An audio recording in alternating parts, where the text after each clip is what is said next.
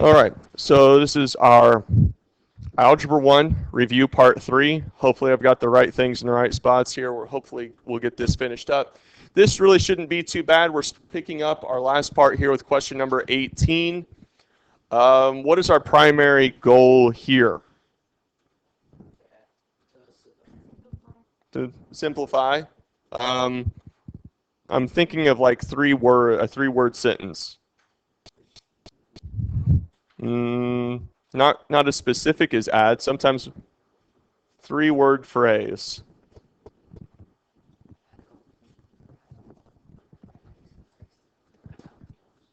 Add or probably, but I don't want to be so specific as to say add. But you're on the you got the last two words right. Combine like terms. Combine like terms. And because there's addition in between here, I can kind of simplify this to x minus 3y minus 7 plus negative 8x minus 7y minus 6. Did somebody say combine like terms? I just didn't hear it. Well, I called, it said you got it. All right, so what are the like terms here? What's the first set of like terms? Kato? Show me two like terms.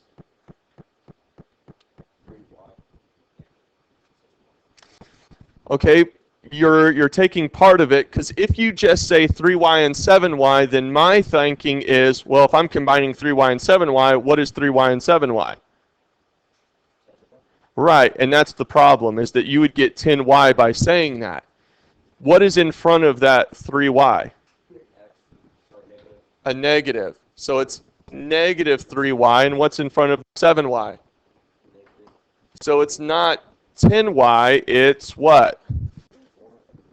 No, because it's not negative 3y and 7y.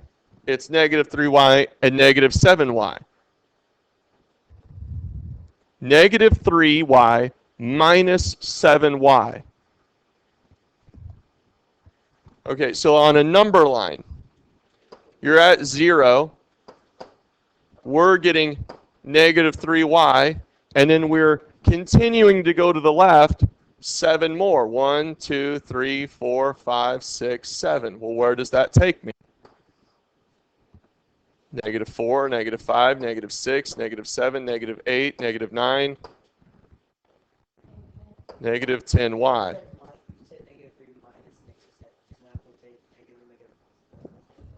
Maybe. Negative 3y minus 7y. Negative 10y. Okay, so we got negative 10y. And listen, I've been sitting in hospital rooms, so if I'm a little rusty on terms of how to explain some things, I apologize. I'll try to do better. Okay, so we know that one of our sets here is negative 10y. Let's see. Jacob, what's another set of like terms? Negative 7, negative 6. What's negative 7 and negative 6? Negative 13, and that's just a constant, right? Negative 13. Okay? Garcia? X and negative 8x. What's x and negative 8x? 7? Negative 7x, because there's a 1 right there. So it would be like 1 minus 8, right? Which is negative 7x. And in all honesty, how we would like to answer this whole question is negative 7x minus 10y minus 13.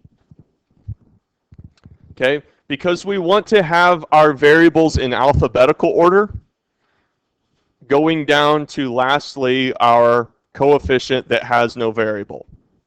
Does that make sense? Can we follow that? Do we know how to show work? And I think the reason that this isn't a tough question from the aspect of combining like terms isn't really all that hard, but it begins to become difficult because we're applying negatives and we're getting negative answers. Okay? So if you know that's something that you struggle with, we can work with that. We can come up, do we want to try another question that looks like that? Not right now? Okay. If you need help with it, by all means ask. But number 19 is about the same but different and requires an additional step. Notice that what is between the two sets? A negative instead of a positive, which means what do I do with that negative?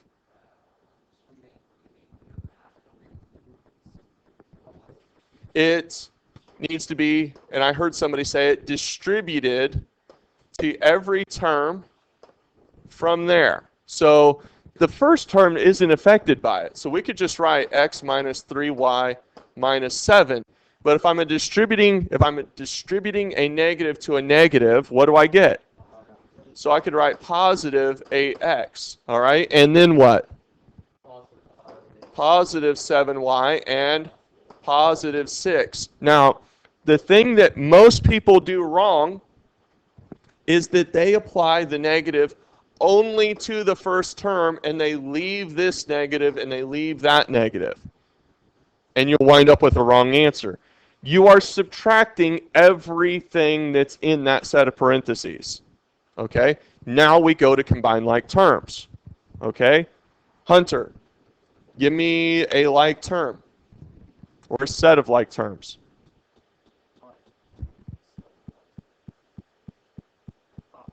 Things that are like each other.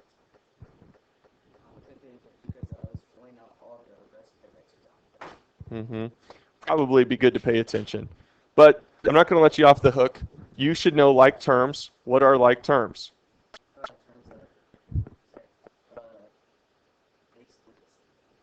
They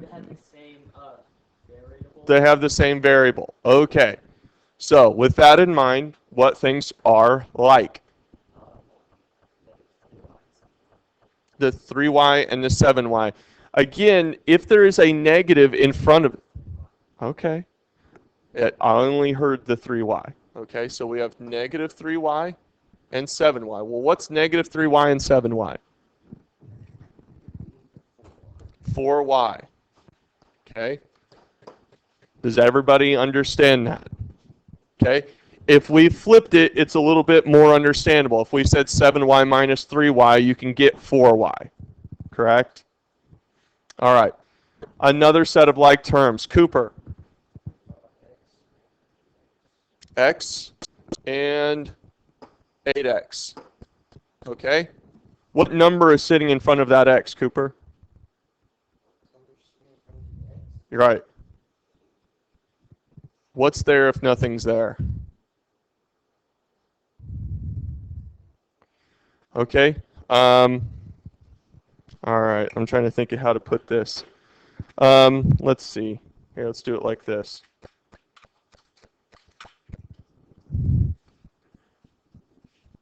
How many red ink pens are right here? 4. Okay. So if I wanted to, okay, I could write that up on the board if I could find. Okay. I could say 4R, right? R representing red ink pens, right? Let's say I want to add to that just this. How many red ink pens do I have here?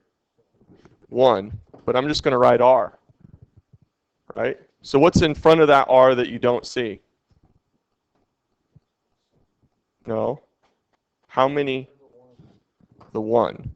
Okay? So how many red ink pens is 4R plus 1 or plus R? It's 5R, right? Okay. So same principle there with that X. Does that make sense? So how many X's do I have? 9X. So 9X plus 4Y. Okay. Let's see. Weaver. Last set. What do I have left?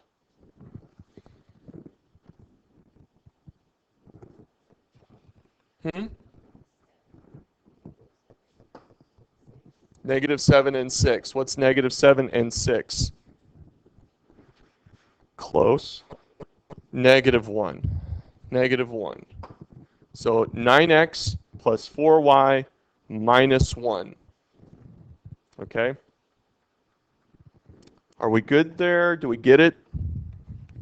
Struggling with it a little bit? Big first step is distribute the negative. From there, combine like terms. Be careful with the negatives. If you have to check, if you have to go into your calculator and say, all right, I'm not completely sure, -7 plus 6. All right, okay, good. -1. Got it. Okay, double check.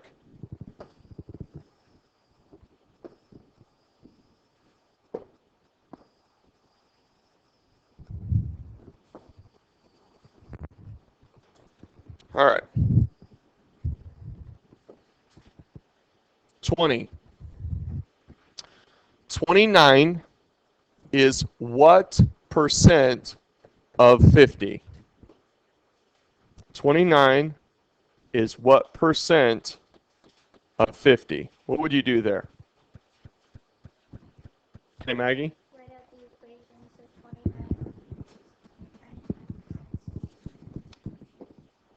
29. Okay, so you got 29, and you're saying that the word is equals.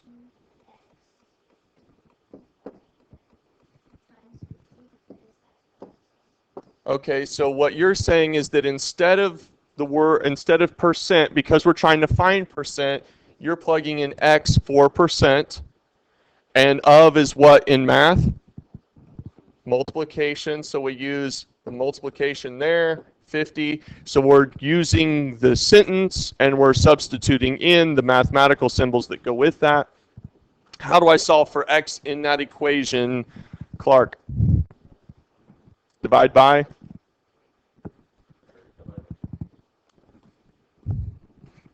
Divide by 50, right? Because we're trying to isolate x. Divide by 50. What's 29 divided by 50? 0. X equals 0.58. Now, does it keep going? It stops right there. Okay. Is this a percent? No. And did it ask me for the percent? Okay. So what do I need to do in order to actually get that as a percent? Baker. Move it over 2 places, or I heard somebody say multiply it by 100, right? And so x equals 58% with nothing after it. All right, let's double check here and let's see kind of how we want 58% works, okay? Now, if it kept going, would I need to include that? Yeah, I would need to include 1 point after the 8, right? So if it had said x equals 0.582, our answer would be 58.2% because it told me to round to the nearest tenth of a percent. Does that make sense? Okay.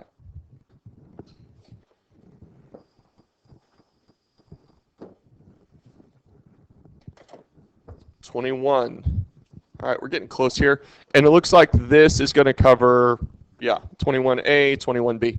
The Fun Guys Game Rental Store charges an annual fee of $5 plus $5.50 per game that you rent. So it's kind of like a subscription, right? You pay $5 to be in, and then you just pay $5.50 for every game that you rent. The Game Bank charges an annual fee. They charge you $29 for the year, and then $3.50 per game. So it's kind of similar to, I don't know, I think I have like PlayStation Plus, and there's a monthly fee, and then you still have to buy games if you wanted to buy like a digital copy of something, right? You're kind of familiar with that through Xbox and PlayStation, that kind of stuff. Except at this time, they were actually like physical stores where you had like a Blockbuster or something like that. All right. So our question for 21A is, for how many game rentals will the cost be the same at both stores? Hunter. Don't tell me the answer. Tell me how to set it up. Set up is y equals x. No, a slope. You do slope. Well, I just copied myself. Never mind. Okay. Right? It was I put or the 5 or the 29 as the y, and no, I didn't. God. Okay. We're going to pull back from you for a second, okay? I did y equals 5.5x. Okay. Y equals 5.5x because it's $5.50 per game. And then you said what? Plus 5? Plus 5. Okay, so you set up an equation. And that's true for the fun guys, right? And then did you set up another equation? You said y equals? Y equals 3.5x plus 20. Okay. Can we agree that those two equations are correct? Okay. Now, what do I do with those two equations in order to find out at how many games their cost is going to be the same? Baker? Either you like use the same. Don't know. Find y? Find x. Solve for x? We want to solve for x, sure. No, and what he did here is fine. What do both of those equations equal? They both equal y. Okay? If they both equal y, can I substitute one equation for the y value in the other equation? Could I take this equation and plug it in here? Okay, so what we want to do is we want to set the two equations equal to each other, right? So let's just do this for simplicity's sake. And let's say this equals this, because we want to know for when the cost is going to be the same. Okay? So what do I do here? I want to solve for x. I've already heard us say that. Kato, what would you do?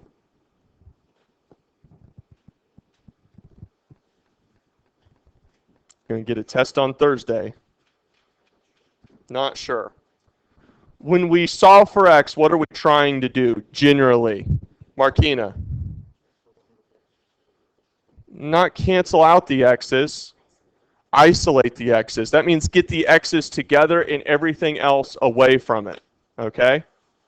Does that make sense? Okay. So, but I need to get the x's together. How do I do that? So you want to subtract 5.5? Oh, okay. So you're just get this 5 over here. Okay, that's fine. Move that 5 over. So we have 5.5x equals 3.5x. What's 29 minus 5? 24. Okay, I can live with that. Now what? What's that?